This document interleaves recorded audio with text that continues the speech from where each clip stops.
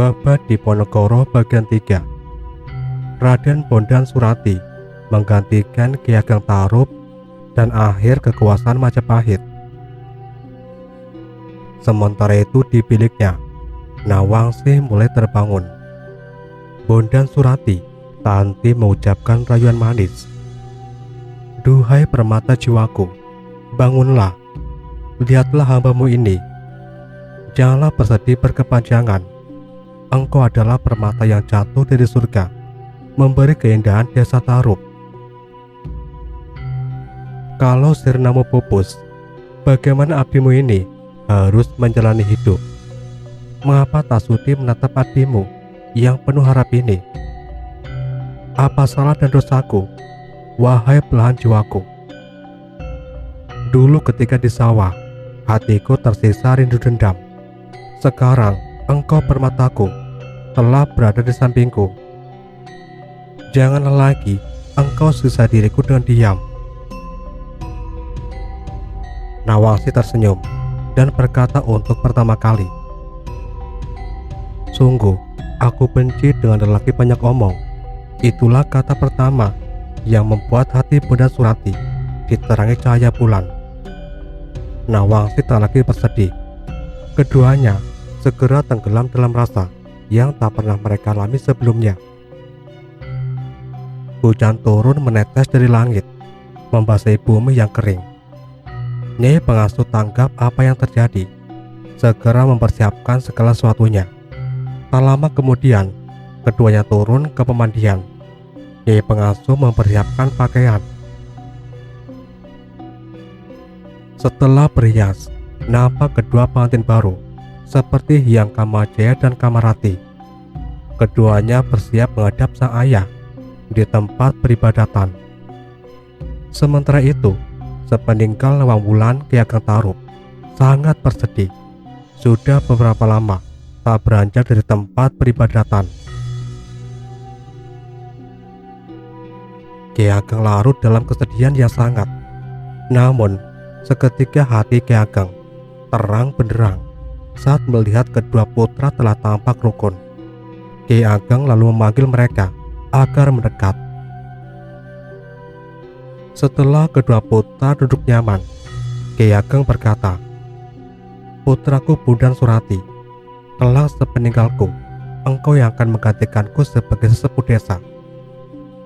Rajinlah bertapa, jangan sampai salah langkah. Ingatlah, engkau kelak akan menurunkan raja-raja yang menguasai tanah Jawa. Sudah kehendak Tuhan, kekuasaan ayahmu ini di Majapahit akan berakhir. Agama Buddha akan berganti menjadi agama Islam. Adapun yang akan mengubah agama tersebut bukan orang lain, tapi putra sang raja sendiri, yang tak lain adalah saudaramu dari Palembang. Dialah yang ditunjuk oleh Tuhan akan mengubah keadaan dengan didampingi para wali.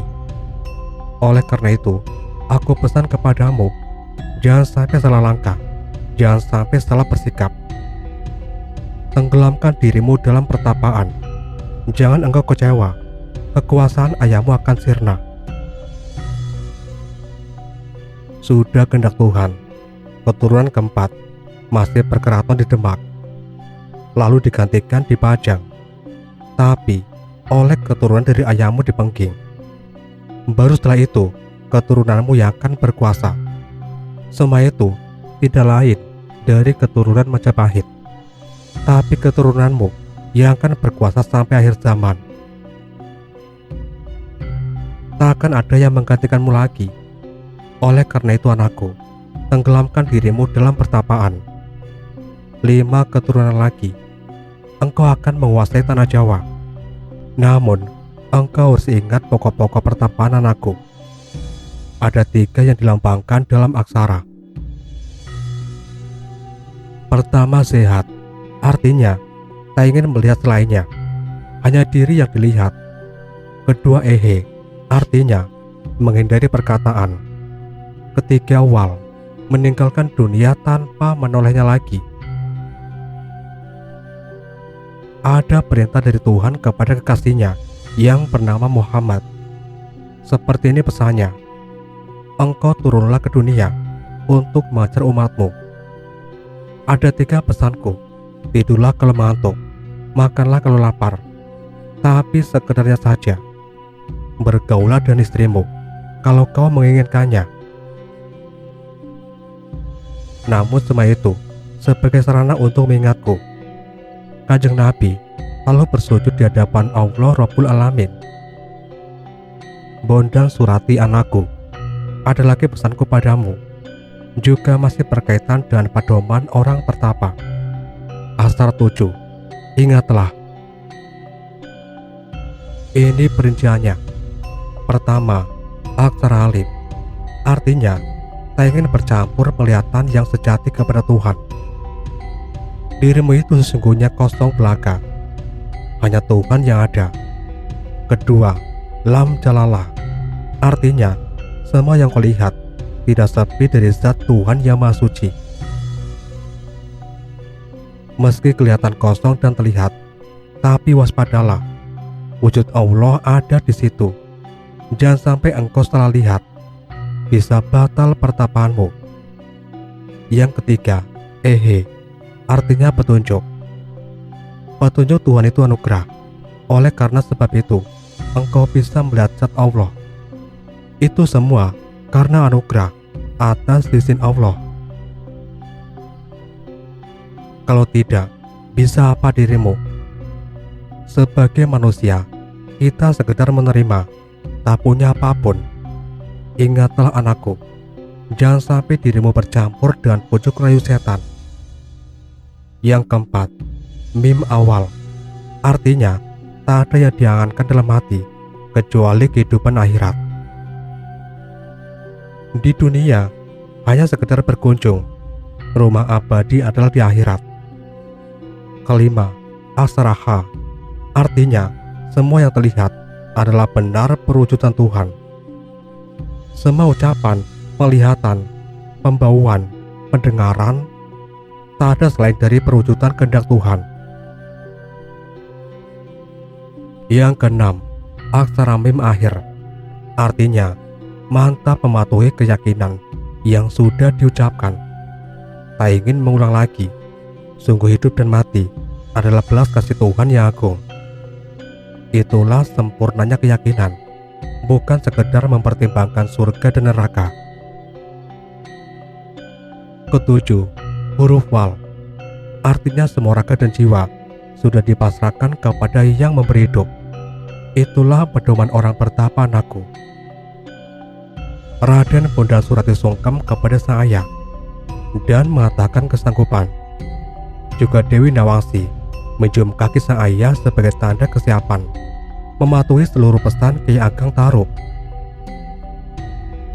Kiai Ageng berkata lagi, "Sudahlah, sekarang kalian kembalilah ke pondok kalian. Ingatlah semua pesanku. Ingatlah pada akhir kehidupan setiap orang." Raden Bondan Surati beranjak dari hadapan sang ayah dengan menggandeng sang istri. Ki Ageng Tarub merasa tenang hatinya. Sesampai di podokan, kedua pengantin memulai hidup baru sebagai pasangan suami istri. Demikian hidup berjalan di Tarub sesuai harapan Ki Ageng. Sampai beberapa lama kemudian, sampailah Ki Ageng Tarub pada janji menemui Sang Pencipta. Raden Bondan Surati menggantikan sang ayah sebagai sepuh desa Tarub dan melestarikan nama Ki Ageng Tarub. Kita tinggalkan yang sedang berada di Tarub. Di Majapahit, Raja Palembang Aryadila bermaksud menghadap sang raja. Prabu Brawijaya berkenan menerima secara pribadi. Patih Gajah Mada sudah membawa Aryadila ke hadapan sang raja di dalam puri. Aryadila mencium kaki sang raja dan mengaturkan sembah. Prabu Brawijaya berkata, "Aryadila anakku, aku beri engkau seorang putri Cina, namun keadaannya sekarang sedang hamil. Setelah anaknya lahir, terserah padamu, engkau boleh memberi istrinya." Raja Palembang menyembah dan berkata, Hamba siap menjalankan perintah. Prabu Brawijaya berkata lagi, "Sudahlah, engkau pulanglah ke Palembang. Bawalah calon istrimu." Pati Gajah Mada segera membawa Aryadila keluar puri. Aryadila langsung pulang ke Palembang dengan membawa putri Cina. Sesamanya di Palembang, sang putri Cina melahirkan seorang bayi laki-laki dan diberi nama Raden Patah. Aryadila menganggapnya sebagai putra sendiri. Lalu setelah diperistri Aryadila, putri Cina kembali melahirkan seorang putra, yaitu lelaki, diberi nama Raden Husein. Hari berganti hari, kedua putra sudah beranjak dewasa. Pada suatu hari, Aryadila berkata kepada Raden Patah, "Anakku, sesungguhnya negeri Palembang ini bukan milikku. Semua milik Raja Majapahit. Oleh karena itu anakku, engkau maganglah kepada sang raja di Majapahit sebagai bekal kelak engkau memerintah Palembang. Adikmu si Husein bawalah serta. Aku sertakan 40 prajurit Palembang untuk mengiringi kepergianmu ke Majapahit.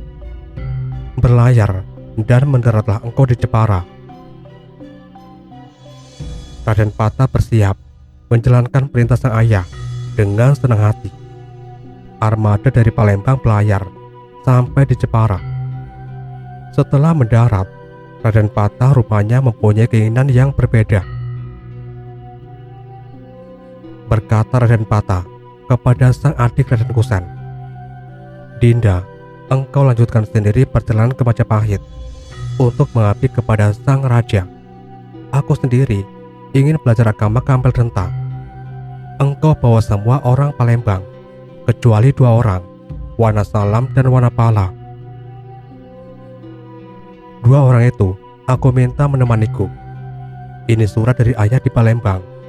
Serahkan kepada sang raja. Mari Dinda, kita saling berbagi selamat." Sang adik Raden Husein semula enggan, namun Raden Patah memaksanya. Keduanya lalu berpisah jalan. Raden Husein menuju kota Raja Majapahit dan menemui Pati Gajah Mada. Surat pengantar dari Aryadila diserahkan.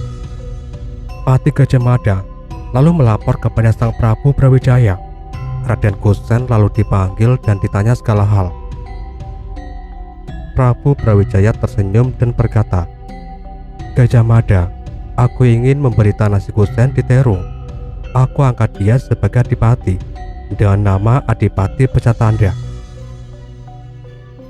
Pati Gajah Mada bersiap melaksanakan perintah. Keduanya sudah diizinkan keluar puri. Sementara itu, Raden Patah telah sampai di Ampel Denta dengan diiringi Ki Wanasalam dan Ki Wanapala. Raden Patah belajar agama kepada Kanjeng Sunan Ampel. Sang guru sangat mengasihinya sehingga diambil menantu. Sunan Ampel tidak samar bahwa kelak Raden Patah akan mengubah kehidupan di tanah Jawa. Raden Patahlah yang kelak akan mengganti agama Buddha menjadi agama Islam dengan dukungan para wali.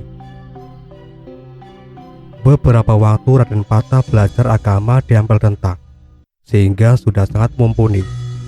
Raden Patah bermaksud membuka padukuhan sendiri untuk mengajarkan agama Islam. Kanjeng Sunan Ampel saat mendukung keinginan Raden Patah. Berkata Sunan Ampel, "Anakku, kalau engkau hendak mendirikan padukuhan sendiri, carilah hutan yang ditumbuhi gelagah wangi. Di tempat itu, dirikanlah padukuhan." Raden Patah menyatakan kesanggupan. Berhari-hari, Raden Patah menyusuri hutan mencari tempat yang dimaksud. Setelah bersusah payah, akhirnya menemukan gelagah yang wangi di tengah hutan. Sungguh, dari tempat itu semerbak bau wangi, seperti yang dikatakan Sunan Ampel. Raden Patah berkata kepada Wanasalam, "Kanda, engkau pulanglah ke Ampel. Katakan kepada Kanjeng Sunan, aku sudah menemukan tempat yang ditumbuhi gelagah wangi. Katakan Aku menunggu perintah di sini. Ki Wanasalam bergegas menuju Ampel Denta. Pada waktu itu, para wali sedang berkumpul di Ampel. Kanjeng Sunan Ampel berkenan turun sendiri ke tempat Gelagawangi tumbuh. Para wali kemudian ikut serta. Setelah sampai, para wali mengeluarkan karomah. Seketika, hutan Gelagawangi menjadi padukuhan. Tak lama kemudian telah berkembang makmur. Kanjeng Sunan Magdum lalu berkata kepada para wali, "Saksikanlah semua anak-anakku, tempat ini aku beri nama Negeri Demak. Anakku Pata akan beri gelar Pangeran Bintara." Para wali semua mengamini perintah Sunan Ampel. Setelah beberapa hari tinggal di Demak, para wali kembali ke Ampel Denta. Demak semakin ramai oleh para pendatang dan segera berubah menjadi kota baru. Berita keberadaan Demak sudah terdengar sampai di kota Raja Majapahit. Berita itu menyebutkan ada kota baru di tengah hutan yang sangat makmur. Penguasa Demak bernama Pangeran Bintara, yang asal-usulnya tidak diketahui.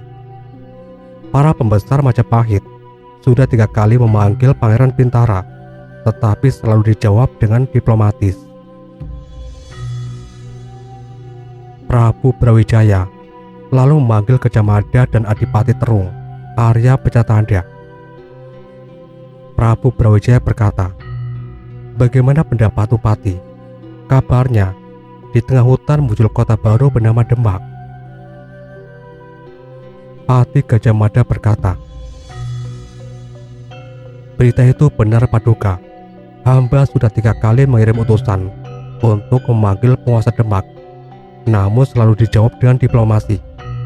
Utusan selalu diberi janji akan dipenuhi panggilan itu, tetapi penguasa Demak tak kunjung menghadap. Adapun yang menjadi penguasa bernama Pangeran Bintara, tetapi dari mana asalnya tidak diketahui." Prabu Brawijaya berkata kepada Arya Pecatanda, "Apakah barangkali itu kakakmu?" Adipati Pecatanda berkata, "Dahulu kakak hamba pamit hendak belajar agama di Ampel Denta. Namanya juga tidak sama. Dia bernama Raden Pata. Ada 2 orang temannya dari Palembang. Semua orang Palembang yang lain diserahkan kepada hamba. Hamba ragu kalau itu kakak hamba, karena dia hanya suka belajar agama, tidak ada keinginan menjadi seorang penguasa." Prabu Brawijaya berkata, "Kalau demikian, aku tunjuk engkau untuk menyerang Demak. Bawalah semua prajurit Majapahit, jangan ada yang kau tinggalkan."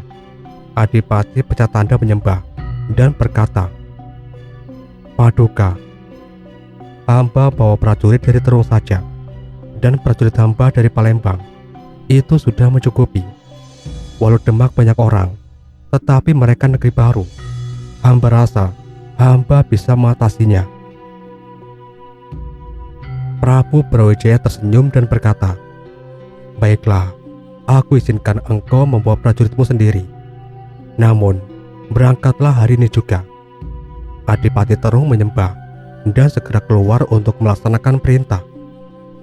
Prajurit telah disiagakan. Hari itu juga, prajurit Terung dan prajurit bawaan dari Palembang segera berangkat. Sementara itu di Demak, berita kedatangan prajurit dari Majapahit sudah terdengar. Menurut berita, panglima pasukan dari Majapahit adalah Adipati Pecatanda dari Terung. Adapun prajurit yang dibawa adalah prajurit dari Terung dan Palembang. Pangeran Bintara tersenyum mendengarnya. Berkata Pangeran Bintara, "Kanda Wanasalam dan Wanapala, kelak kalau pasukan Majapahit datang, kalian jangan menampakkan diri. Aku sendiri yang akan menghadapi mereka." Tidak lama kemudian, datang prajurit garis depan yang melaporkan kedatangan pasukan Majapahit. Negeri Demak sudah dikepung rapat.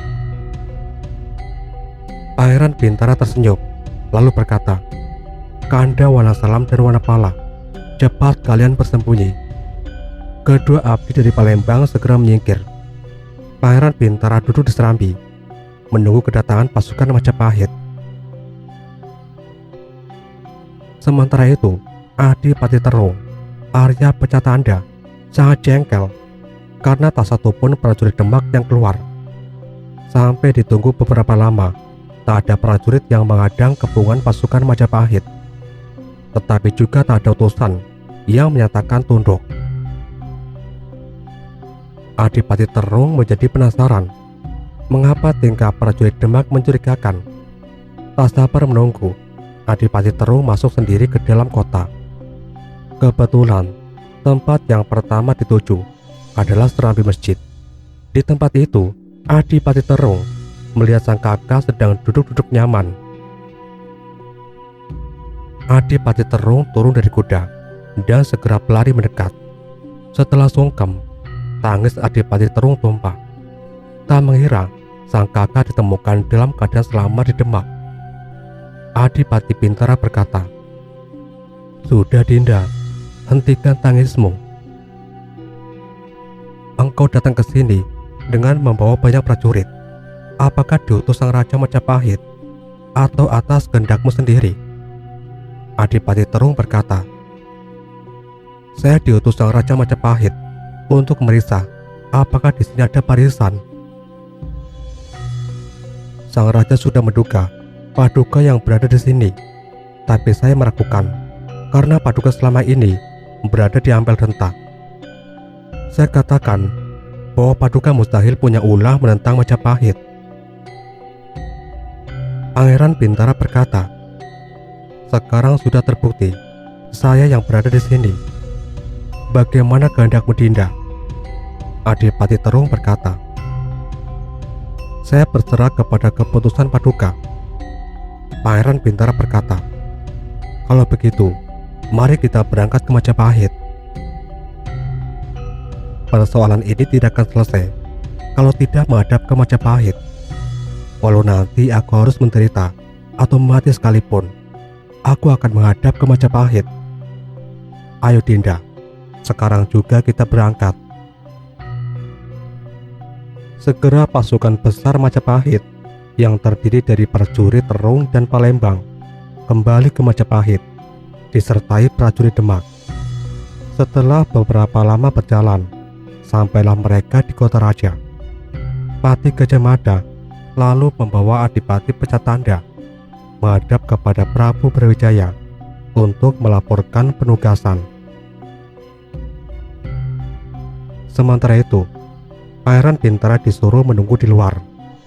Setelah bertemu sang raja, Adipati Terung sungkem sambil menangis.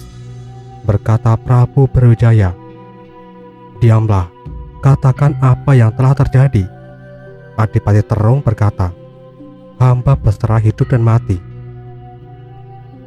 Penguasa Demak selama ini tidak mau menghadap ke Majapahit. Ternyata saudara hamba sendiri." Prabu Brawijaya berkata, "Sekarang berada di manakah kamu itu?" Adipati Terung berkata, "Masih menunggu di luar." Prabu Brawijaya berkata, "Sekarang juga panggillah masuk." Pangeran Bintara sudah menghadap kepada sang raja. Prabu Brawijaya menyuruh Pangeran Bintara mendekat. Setelah mencium kaki sang raja, Pangeran Bintara dicium keningnya oleh sang raja. Prabu Brawijaya berkata, "Duduklah anakku, aku ingin bertanya, awal mula engkau membuka hutan di Demak." Pangeran Bintara lalu menceritakan awal mula dia membuka hutan atas petunjuk Sunan Ampel, yang tak lain adalah keponakan sang Raja Majapahit. Raden Pata membuka pedukuhan di Demak dan kemudian diberi gelar Pangeran Bintara. Sekarang Demak sudah menjadi padukuhan Islam. Prabu Brawijaya berkata, "Aku sudah izinkan engkau tinggal di sana. Namun aku berpesan, kalau ada warga Majapahit mau memeluk agama Islam yang engkau ajarkan itu baik. Bagi yang tidak mau jangan dipaksa. Dan engkau aku izinkan berdiri sebagai raja muda dengan memakai nama Sultan." Pati Gajah Mada umumkan segera, "Mbok anakku Raden Patah, aku izinkan memakai gelar Sultan." Patih Gajah Mada menyatakan kesiapan menjalani perintah sang raja. Prabu Brawijaya berkata lagi, "Anakku, sekarang engkau pulanglah ke negerimu." Kanjeng Sultan Demak menyatakan kesiapan, lalu beranjak dari hadapan sang raja. Sesampai di Demak, Sultan menuju Ampel Denta untuk mengabarkan berita ini kepada para wali. Para wali lengkap hadir menyaksikan. Semua ikut bersukacita karena umat Islam sudah punya negeri sendiri yang berlandaskan agama Islam. Para wali kemudian berangkat ke Demak untuk membuat masjid kesultanan. Tidak lama, Masjid Agung Kesultanan sudah jadi dengan atap bersusun 3. Bangunan masjid sangat kokoh dan indah. Lalu para wali dan kaum muslimin melakukan sholat Jumat di Masjid Agung tersebut. Sunan Bonang menjadi imam. Sunan Giri membacakan khotbah. Setelah sholat Jumat selesai, tampak di atas mihrab tergantung sebuah bungkusan. Sunan Bonang lalu mengambilnya. Rupanya sebuah kulit kambing disertai sebuah surat. Isi suratnya, "Peringatan, pakaian ini bekas dipakai dari Kanjeng Rasulullah, diberikan kepada Sunan Kalijaga. Namanya Antakusuma. Adapun kulit domba yang bungkus kain ini bernama Kiai Gondil." Bungkusan lalu dibuka. Tampak pakaian yang sangat indah, beraneka warna. Sunan Bonang sangat bersyukur, lalu memanggil Sunan Kalijaga. "Anakku Kalijaga, kemarilah. Engkau yang diberi pakaian ini dari bekas pakai Kanjeng Rasulullah. Nanti aku pinjam saja." Sunan Kalijaga bersujud syukur kepada Tuhan sebagai ungkapan terima kasih. Para wali kemudian kembali ke tempat masing-masing. Negeri Demak semakin berkembang pesat dan makmur. Kota Raja Majapahit sudah kalah besar dan ramai. Hal yang tak terduga ini membuat Prabu Brawijaya marah. Sang raja lalu memanggil Patih Gajah Mada dan Adipati Terung. Yang dipanggil pun segera menghadap. Prabu Brawijaya berkata, "Gajah Mada dan engkau Adipati Terung, kalian berdua seranglah Demak, kerahkan semua prajurit Majapahit." Kedua punggawa menyatakan kesiapan, segera keluar dan menabuh tanda perang. Gong yang diberi berbunyi bersahutan. Segenap prajurit Majapahit bersiaga. Lalu berangkatlah pasukan yang terdiri dari prajurit yang tak terhitung banyaknya. Pada saat yang sama, Sultan Demak sudah mendengar berita kedatangan pasukan Majapahit dalam jumlah besar. Semua warga Demak sepakat untuk menghadapi serangan Majapahit. Sunan Ngudung dituju sebagai panglima perang. Genderang perang sudah ditabuh. Prajurit Demak bersiaga. Tidak berapa lama pasukan Majapahit tiba. Pertempuran dahsyat pun pecah. Kedua pasukan sama-sama berani dan tangguh. Kedua panglima sudah bertemu. Ramai keduanya saling menyerang. Sudah kehendak Tuhan, Sunan Ngudung gugur di medan perang. Jenazah dapat direbut dan dilarikan pasukan Demak. Perang berhenti karena datangnya malam. Pasukan Demak jauh hatinya karena panglima mereka telah gugur. Di pihak lain, pasukan Majapahit merasa di atas angin. Mereka bersuka-suka di markas mereka. Namun hati Adipati Terung gelisah. Merasa bersalah karena yang diperangi adalah saudara tua. Jika membangkang perintah sang raja pun tidak enak. Didorong rasa bimbang, Adipati Terung memutuskan membolos dari medan perang bersama prajurit Palembang yang dia bawa. Adipati Terung kembali ke Palembang dengan naik kapal. Patih Gajah Mada sudah mendapat laporan bolosnya Adipati Terung. Sang Patih sangat kaget. Sementara itu di kota Demak, jenazah Sunan Ngudung sudah dipulasara dengan baik. Sultan Demak sangat marah atas gugurnya sang panglima. Kemarahannya ditujukan kepada sang adik yang menjadi panglima Majapahit. Sultan Demak lalu memakai pakaian perang dan bermaksud memimpin sendiri prajurit Demak. Di markas pasukan Majapahit, Patih Gajah Mada mendengar pasukan Demak akan balas menyerang dengan dipimpin Sultan Demak sendiri. Ki Patih merasa sendirian, takkan mampu melawan pasukan Demak. Malam itu juga, Patih Gajah Mada memutus membawa pasukan kembali ke Majapahit. Sesampainya di Majapahit, Ki Patih melaporkan semua yang terjadi, termasuk bolosnya Panglima Majapahit, Adipati Terung. Sang raja menyadari akhir kekuasaannya sudah dekat. Prabu Brawijaya berkata, "Patih, sudah saatnya kumuksa bersama para abdiku. Kumpulkan semua punggawaku yang masih beragama Buddha. Aku akan mengajaknya muksa bersama-sama. Adapun istriku, Ratu Darawati, biarlah dia tinggal karena dia sudah memeluk agama Islam." Patih Gajah Mada lalu mengumpulkan semua punggawa Majapahit beserta sang raja. Mereka musnah bersama-sama. Keraton Majapahit juga ikut musnah.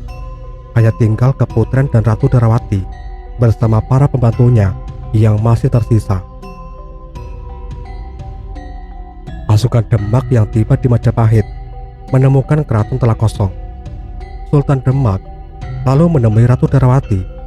Sang ratu kemudian dipersilakan tinggal di Demak. Dengan musnahnya keraton Majapahit, kekuasaan atas tanah Jawa dipegang oleh Demak. Pada saat itu, tanah Jawa telah berganti menjadi kerajaan Islam. Setelah beberapa lama, Sultan Demak mempunyai beberapa putra. Salah satu putra lelakinya, seorang yang tampan dan ahli ilmu, bernama Raden Trenggana. Alkisah, di desa Tarup, Ki Ageng Tarup juga sudah mempunyai putra. Seorang lelaki yang tampan, diberi nama Getas Pandawa. Setelah dewasa, Getas Pandawa diberi pelajaran beraneka ilmu dan pertapaan. Semua sudah dikuasainya. Raden Getas Pandawa tidak suka menetap. Yang menjadi kegemarannya adalah bertapa sambil berkelana. Seringkali bertapa di tengah hutan atau di jurang yang curam. Kegemarannya itu tidak bisa dicegah oleh sang ibu. Raden Getas sering tenggelam dalam pertapaan sampai lupa makan dan tidur. Sang nenek Dewi Nawangwulan seringkali datang menjumpai untuk mengajarkan berbagai ilmu gaib. Pengetahuan Raden Getas Pandawa semakin bertambah tinggi. Walau masih muda, sudah menguasai berbagai pengetahuan. Kiai Ageng Tarup telah menikahkan sang putra dan putri seorang pendeta dari Kembang Lampir. Mereka berdua pun rukun berumah tangga. Ketika Kiai Ageng Tarup meninggal, Getas Pandawa menggantikan sebagai sesepuh desa Tarup dan juga memakai nama Kiai Ageng Tarup. Desa Tarup bertambah makmur dan ramai. Kiai Getas Pandawa mempunyai putra laki-laki yang diberi nama Selarasa. Setelah dewasa, Selarasa lebih suka membuat pedukuhan sendiri. Selarasa sudah dinikahkan dan putri pendeta dari Salabentar. Pedukuhan Raden Selarasa juga sudah berkembang dan menjadi desa bernama Sela atau Selo.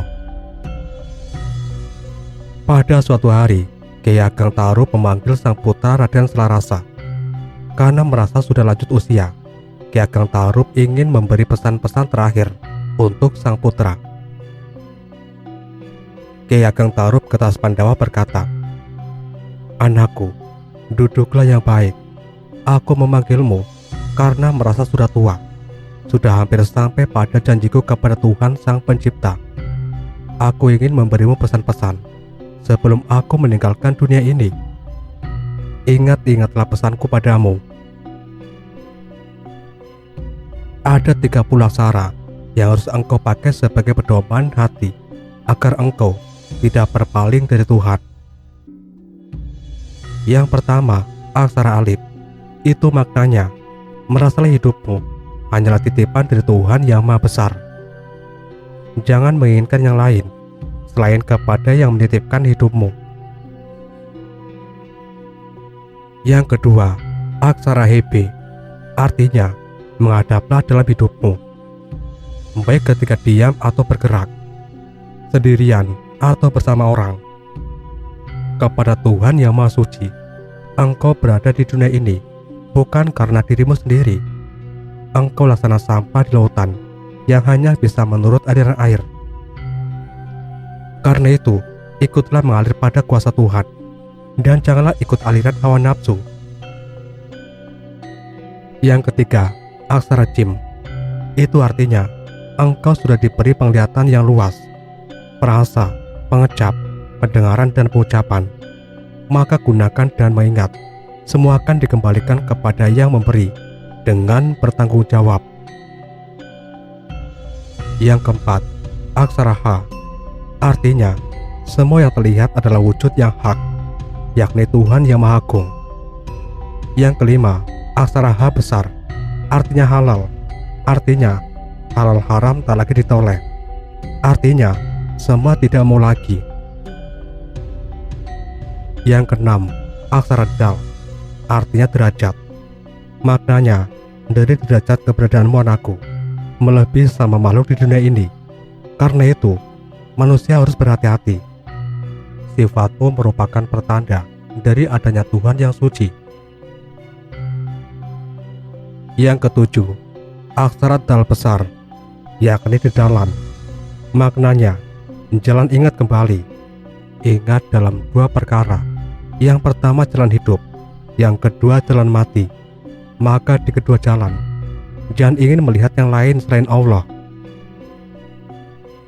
Yang kedelapan, aksara Ro, artinya rahmat. Engkau anakku bisa melihat wujud zat Allah, itu sebagai pertanda rahmat.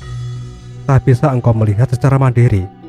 Jika bukan karena rahmat, engkau sungguh buta dan tuli, tak ada kekuatan. Yang kesembilan, artinya takut melihat wujud yang lain, tidak ingin lagi tercampur dalam penglihatan oleh wujud yang lain. Yang kesepuluh, aksara Sin kecil, dalam segala perilaku yang diketahui manusia, sungguh sudah sepi dari penglihatan kepada manusia. Yang ke-11, aksara Sa besar, artinya melihat diri sendiri. Hatinya sudah sirna, dunia sudah diliputi oleh ilmu ketuhanan, jadi yang ada hanya laku bersyukur. Ke-12, aksara Sat, artinya semua tidak dapat dikatakan dengan kata-kata. Yang ke-13, aksara Zat, artinya sudah tenggelam ke dalam lautan, tidak dapat dilihat manusia lagi.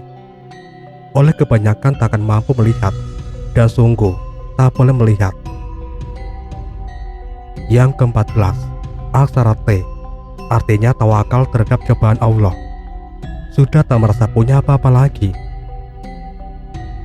Yang ke-15, aksara D, artinya melakukan perintah dengan sungguh-sungguh. 16, aksara Ain, artinya berusaha melakukan sesuatu secara tenang dan tersembunyi, sehingga tak ketahuan kalau melakukan keutamaan. Yang ke-17, aksara F, artinya segala perbuatannya sudah tepat pada tempatnya, tak lagi tercampur perbuatan iblis, sudah tetap pada Allah Rabbul Alamin. Yang ke-18, aksara K kecil, artinya sudah tahu kehendak Tuhan. Soal yang maya atau yang nyata, sudah tak keliru mengenali. Yang ke-19, aksara K besar, artinya sudah menerima belas kasih Tuhan, merasa bahwa diri ini hanya sebagai bayangan dari yang sejati. 20, aksara Lam Jalalah, mengenali tentang isi dunia yang terdiri dari dua alam, alam zahir dan alam kabir. Yang ke-21, aksara Mim, artinya mantap tak merasa mati. Di sana atau di sini terlihat surga neraka sudah tak dilihat lagi, yang terlihat hanya Tuhan. Yang ke-22, aksara Nun, artinya menerawang kepada yang sejati. Dari bumi menembus langit 7 lapis. Kembali ke cahaya murni, tanpa tercampur yang lain. Yang ke-23, aksara wawu, artinya weruh atau mengetahui segala ciptaan Tuhan Rabbul Alamin, bahwa itu semua dari satu wujud.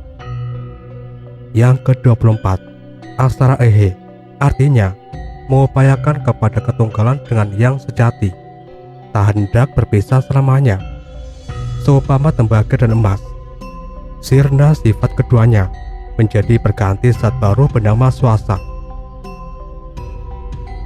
Yang ke-25, lam alif, artinya tabir yang nyata, bahwa diri ini sudah tak mempunyai tabir dari Tuhan. Yang ke-26, aksara hamzah, artinya sudah terkumpul dari yang tiga, nabi, wali, dan mukmin.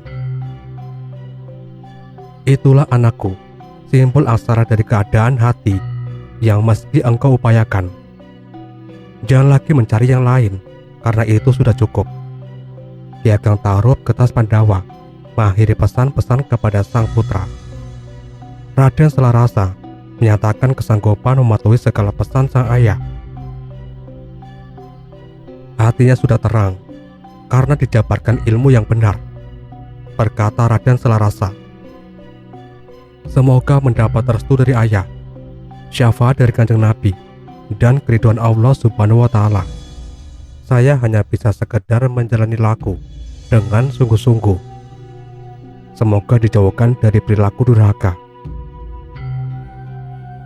Kyai Ageng berkata, aku aminkan doamu. Semoga Allah ridho kepadamu dan memberi pertolongan, dan syafaat dari Kanjeng Nabi tercurah padamu. Anakku, aku hendak memulai perjalanan menuju Tuhan. Selama 100 hari, jangan engkau tengok-tengok, juga ibumu jangan menengok. Aku ingin melihat kolam gaib. Engkau istriku dan anakku, jangan khawatir. Kalau sudah genap 100 hari, aku akan merayakannya. Nanti kalian memasaklah makanan. Sudah anakku, sekarang engkau pulanglah. Raden Selarasa sudah beranjak dari hadapan sang ayah. Kyai Ageng lalu keluar dari rumahnya menuju hutan, hendak bertapa. Terdorong hasrat yang sangat, hendak melihat Tuhan Sang Pencipta. Sudah tak terhitung segala mara bahaya, menjelajah hutan mencari tempat yang tenang. Kyai Ageng lalu menemukan sebuah pohon bidara. Di tempat itu, Kyai Ageng bertapa dengan menyandarkan diri ke pohon. Raden Selarasa sering mengunjungi dari kejauhan, tidak berani mendekat karena sudah diberi pesan agar tidak menengok selama 100 hari. Namun, Raden Selarasa tidak tega kalau membiarkan sang ayah sendirian karena Kyai Ageng sudah sangat sepuh. Kurang 1 hari dari waktu yang ditentukan, Raden Selarasa dan Kyai Ageng Tarub merasa sangat gembira. Besok pertapaan Kyai Ageng akan selesai. Kyai Ageng mengundang warga desa Tarub dan desa Sela untuk masak-masak. Besok adalah hari raya untuk Kyai Ageng yang akan selesai menjalani pertapaan. Sementara itu di tengah hutan, Kyai Ageng yang sedang bertapa menjelajah alam gaib. Sudah terang semuanya alam nasut, alam jabarut, alam malakul, dan alam lahut. Alam nasut adalah alam tempat hidup manusia. Alam jabarut ditempati kaum jin. Alam malakut ditempati para malaikat. Dan alam lahut adalah alam yang sepenuhnya dikuasai oleh zat Allah. Hanya manusia sempurna yang diizinkan untuk melihatnya. Sang kiai sudah mencapai tahap sempurna dari pertapaannya. Wujudnya sudah berganti dari wujud jasmani menjadi wujud rohani. Alam sabir sudah ditinggalkan, ganti menempati alam kabir. Kehendaknya sudah menyatu dengan kehendak Tuhan. Demikianlah Kyai Ageng Tarub sudah meninggalkan dunia tanpa meninggalkan raganya. Raganya telah berubah menjadi wujud rohani. Alam dunia memberi pertanda kepergian manusia besar ini dengan munculnya pelangi, bergetarnya gunung-gunung dan bergolaknya samudera. Tanah Jawa terlihat gelap oleh mendung. Kilat-kilat cahaya bersautan. Gempa bumi terjadi 7 kali. Pada saat itu, Raden Selarasa dan sang ibu sudah bersiap menjemput Ki Ageng. Orang-orang desa Tarup dan Selah sudah menyiapkan hidangan. Ketika mereka melihat pertanda alam yang tiba-tiba muncul, hati mereka merasa tak nyaman. Raden Selah bermaksud menyusul sang ayah. Nyai Ageng tak ketinggalan. Keduanya sudah sampai di Pohon Bidara, tempat Ki Ageng Tarup bertapa. Tubuh Ki Ageng sudah musnah, hanya tinggal bekas-bekasnya saja. Nyai Ageng ketika melihat, seketika jatuh pingsan. Sudah kehendak Tuhan, Nyai Ageng pun langsung meninggal dunia. Raden Selarasa sangat bersedih. Untuk saat, hanya diam tertegun tak mampu berkata-kata. Para tetua desa Tarup dan Selah kemudian berusaha meredakan kesedihan Raden Selarasa. Duh Tuan, ingatlah kepada para abdi dari Tarup dan Selah. Jangan larut dalam kesedihan. Mari kita makamkan jenazah Nyai Ageng dan baik. Bujuk para tetua Tarup dan Selah. Raden Selarasa segera sadar, sebagai makhluk Tuhan, manusia tak terhindar dari sakit dan mati. Semua yang terjadi sudah menjadi takdir Tuhan. Raden Selarasa berkata, "Semua saudaraku, rawatlah bekas pertapan ayah dan bait." Jenazah Nyai Ageng Tarup kemudian dibawa pulang dan dimakamkan dengan baik. Pada hari itu, semua warga desa Tarup dan Selah bergabung. Sepeninggal Ki Ageng Tarup Getas Pandawa, Raden Selarasa menggantikan sebagai sesepuh desa Tarup. Namun kini, karena Raden Selarasa tinggal di desa Selah, kemudian dikenal dengan sebutan Ki Ageng Sela atau Ki Ageng Selo.